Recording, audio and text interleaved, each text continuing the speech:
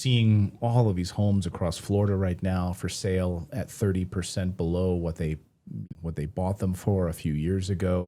You see obviously what's happening with the borrowing, the new announcements from the Treasury this week, and now we're about to eclipse that $40 trillion level of U.S. debt, borrowing an additional $700 billion.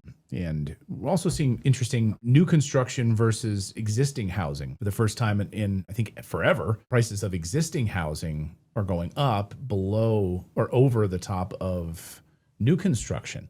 So resale prices of homes. That's a plunder game, and it has a negative return because the economy you end up with after it's over, a few guys are richer, but the tax base and the GNP is shrinking. Okay.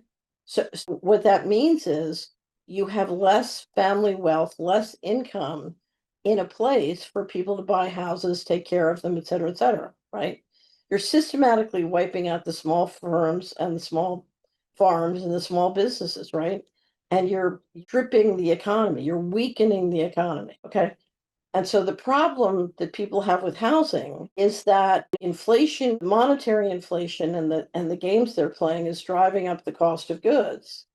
But your income is going down because they keep whacking and destroying the independent businesses and the independent income, right? So you're getting financially weaker and weaker at the same time that the central banks are running a system with debt and monetary policy that's driving inflation up. Right after they did it, I had a client who had money in a big Swiss bank, and one of the retired Federal Reserve governors gave a presentation to the investors in that bank and said, "We're going to have extraordinary inflation," because they knew as soon as they injected it that the shutdown would deflate and keep the inflation from popping up right away. But eventually, when you open the economy up, it would drive things dramatically.